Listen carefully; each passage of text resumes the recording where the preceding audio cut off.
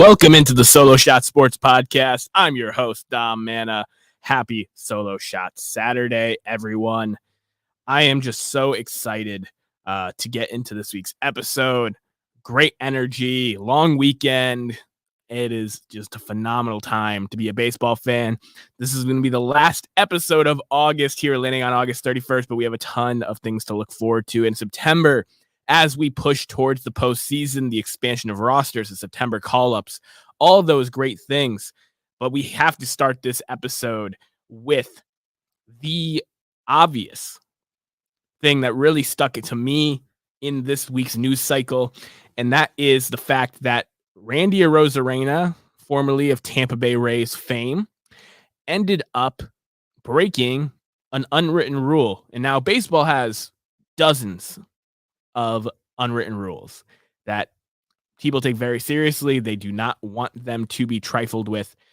But Randy Arozarena broke a unwritten rule for all sports in all competitive settings, I think. Randy Arozarena, as a member of now the Seattle Mariners, he was traded at the trade deadline. When they played the Rays, he went into the Rays clubhouse to talk and hang out and see guys. Now, if Randy Arozarena was a retired Rays legend, I could understand him feeling the ability to be in that clubhouse and to go do that. But Randy Arozarena went into the clubhouse as an opposing player.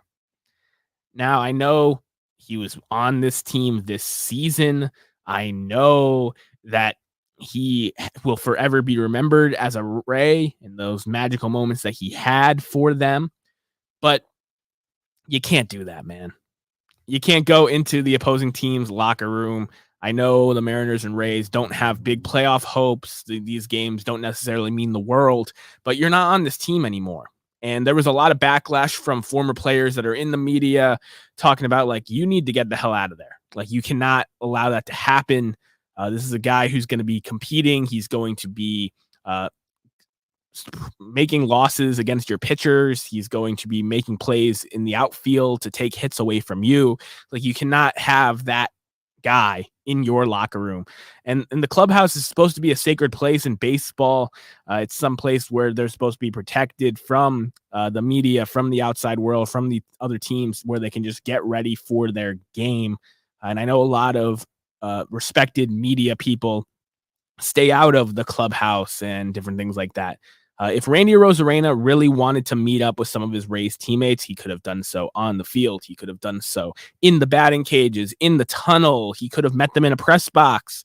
But to meet them in their own clubhouse when you are no longer a member of the team, that is just a low blow.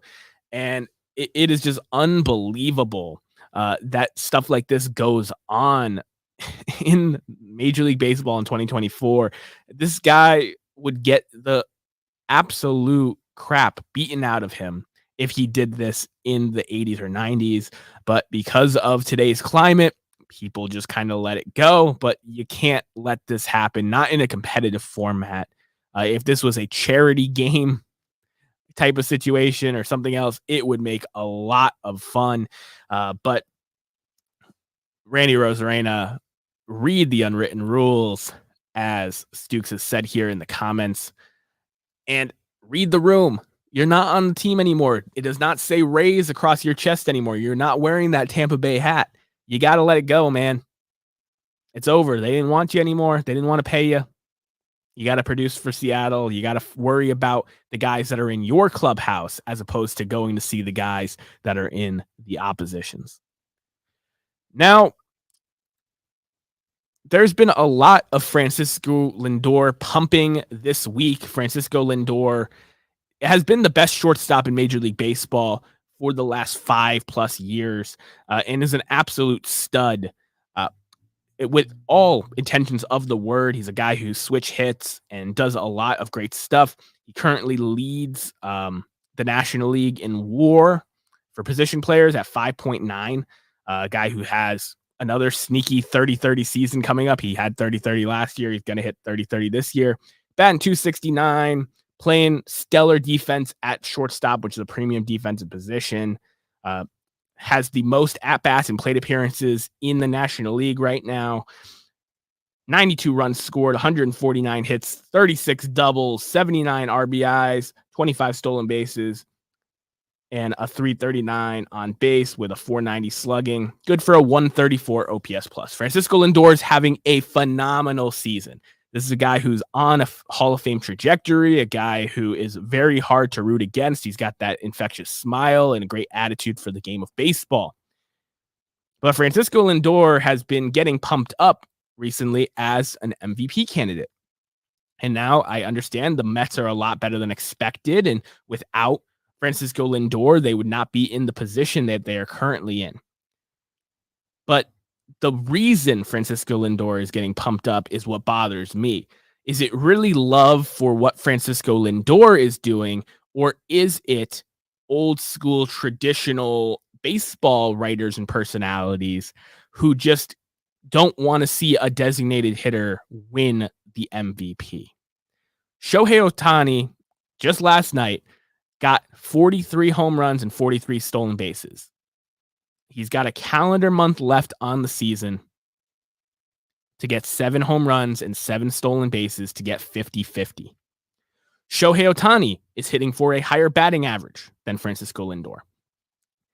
And I understand people say that playing the whole game versus Shohei Ohtani being on the field for 3 to 5 minutes a night, there is a difference in value. But the real thing is, when you look at value, the wins above replacement that Shohei Ohtani is putting up, it's right there with Francisco Lindor. It's even higher. He's got more home runs. He's got more stolen bases. He's hitting for a higher average. I understand all he has to do is hit, but to hit at the level Shohei Ohtani is hitting is absolutely insane. To run the bases at the level Shohei Ohtani is doing it is absolutely insane. And the value that he's adding to that Dodgers lineup on his way to a potential 50-50 season, it is MVP worthy in every sense of the word. Now, Francisco Lindor, the fact that you have not been an all-star since 2019 is an absolute travesty. I don't understand how the best shortstop in baseball continues to get snubbed from the game, celebrating the game's best players. And I hope that you do get MVP votes. I hope you finish as a top 3 MVP guy in that finalist room.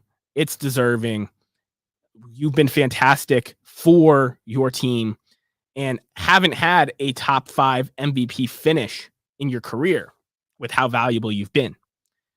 But the Francisco Lindor love, it genuinely doesn't feel like it's giving Francisco Lindor his flowers as opposed to trying to tear down Shohei Ohtani's magical season. And that's something that has always really bugged me about the sports fan and sports discussion environment is you don't have to tear someone down to prop someone else up. You can form these numbers and take these statistics to argue anything that you want to argue. You can manipulate them and use them in creative ways. You don't have to tear down someone else's case to prop up someone else's. And Francisco Lindor deserves his flowers. He deserves love. He's looking to go back-to-back 30-30 seasons as a shortstop, playing phenomenal defense. He's one of the game's best players. But don't take anything away from Shohei Ohtani, the greatness we're getting to see, the potential 50-50 season. They can both be great. They can both be on your MVP ballot. But I don't want to see people continue to harp on the fact that Shohei Ohtani's not playing the field. And I don't want people to overstate what Francisco Lindor has been doing for the New York Mets, because it's been awesome, but it has not been significantly different than his output as a Met. So I love both these guys. They're both on the Hall of Fame track. They're both guys that are worth going to the ballpark to see. But we can love Francisco Lindor without hating on Shohei Ohtani, and we can praise Shohei Ohtani's magical season without hating on guys that play the field like Francisco Lindor.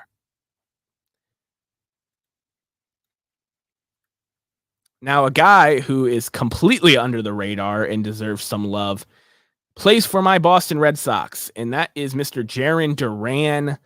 This is a guy who's had an absolute ridiculous breakout season here at 27 years of age, and I don't think is getting the national attention that he deserves. Part of it is because, like I said, it's a breakout campaign. This is the first time he's been doing this.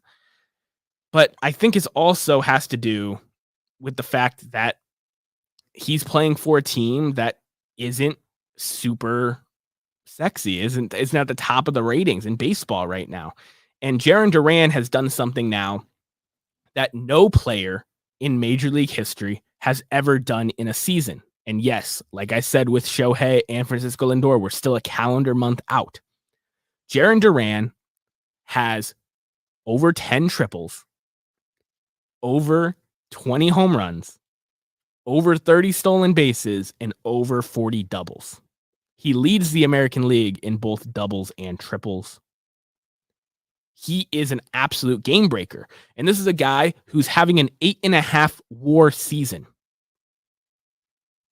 Analytically, is significantly ahead of the seasons I just talked about with Shohei Ohtani and Francisco Lindor, who are in the sixes. But his career WAR is only 9.8. In his 3 parts of seasons that he's played, he's accumulated 1.3 WAR before this season. He doesn't have the household name behind it. He won the All-Star Game MVP. He's been a really fantastic spark plug at the top of the Red Sox lineup. It's a big part of the reason why they've been in the playoff hunt all year. And Jarren Duran is one of the most electric players in baseball to watch. The fact that there's the chance of hitting a triple, he can make singles turn into doubles. He has the power to hit home runs. He can swipe bags. And he's playing phenomenal defense in the outfield, which was a question mark early in his career. Jarren Duran is not getting enough love. And I understand the American League is packed. Aaron Judge is having a Barry Bonds-esque season. Bobby Witt Jr. is doing what Jarren Duran's doing, but at a much younger age for a very much more improved team. And Juan Soto is having an amazing Juan Soto season in the Bronx, as I predicted him to be the MVP. The American League is stacked. But don't let Jarren Duran's magical season get swept under the rug. There's a big reason why the Red Sox are in the position that they are in. And it's the guy at the top of that lineup every day that is putting himself in scoring position for guys like Rafael Devers and Tristan Casas, and now Masataka Yoshida, who's really come on in the last month of the season, to put them in a position to make the playoffs. And I'm sitting here with my Red Sox shirt proudly. Coming into the season, I was just hoping not to finish in last place. That was my expectation. I wanted to be playing competitive baseball games now, here in September. I wanted to be in it. That was all I asked from this team. And right now, they're 9 games back from the Yankees. They're not going to win this division. But if you look at the wild card, they have a chance. And that is all I can ask for. Right now, they're 3.5 games back of the Twins. They are the closest team outside of the wild card to a spot. They have a chance to make the postseason. And as long as they can stay within 5-6 games the rest of the way, I'll be watching really important baseball games that I can be invested in, watching Jarren Duran at the top of the lineup, Tristan Casas, Rafael Devers, Tyler O'Neill has over 20 home runs for the Red Sox this season. David Hamilton has had some really great offensive production. Connor Wong has had a great season on both sides of the ball. This Red Sox team is giving me hope. And Jarren Duran has been the absolute star of the show. And I've tried to give him his flowers a few times this season with the hot start he had with him winning the All-Star Game MVP. But now creating his own club. We talked about the potential of 50-50, how elite 40-40 is. Creating a club where you're hitting triples, you're hitting doubles, home runs, and stealing bases. That's an all-around damn baseball player that anyone would want on their team. And I'm proud to have Jarren Duran on mine.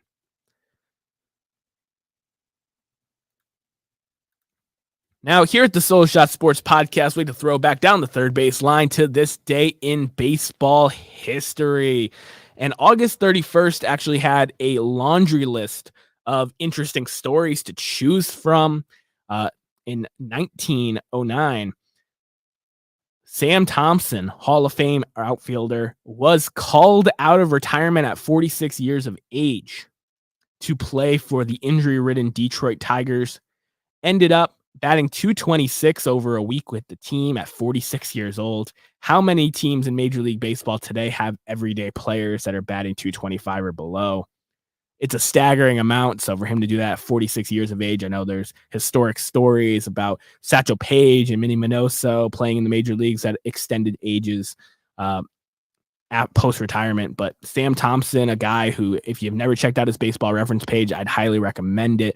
331 career hitter that just was a phenomenal player in his time in the 1800s and then briefly in the 1900s. There were some magical moments. Enos Slaughter Day was coined on this date for St. Louis. Enos Country Slaughter, who had some very, very iconic moments in St. Louis baseball history. Don Mattingly was retired into Monument Park with his number 23 for the Yankees on this date. But the thing that really spoke to me and is something that really is getting reminded more because of something that's happening in the NBA is that on this date in 1990, Ken Griffey Jr. and Sr. became the first father and son to play in a Major League Baseball game after the Mariners had acquired Ken Griffey Sr. This was such a magical moment. And if you've seen the Griffey documentaries with those moments of calling off a catch and stealing catches away and the interactions of a father and son playing baseball, how can you not be romantic about it? It is absolutely magical. I recommend, if you haven't seen that footage ever or in a long time, that you go out there and look at them playing together, being in the dugout, the press conferences they did. It was truly magical. And Ken Griffey Jr. is one of the 20 greatest baseball players of all time. He was an absolute monster, elite defensive center fielder with the sweetest swing you've ever seen, 600 home run power. But the thing that really speaks to me is the fact that he had those moments with his dad, playing on the same team, batting in the same lineup, back-to-back home runs later on in their time together. And we now have the opportunity now to see another all-time great in LeBron James play basketball games with his son in the pros. Do not take that for granted. Whether you have kids or you plan on having kids someday, that's just so cool. It is absolutely stunning that the Mariners were able to pull that off. It's absolutely amazing content that will hold up forever. Watching the Griffey son and father play together for their time in Seattle.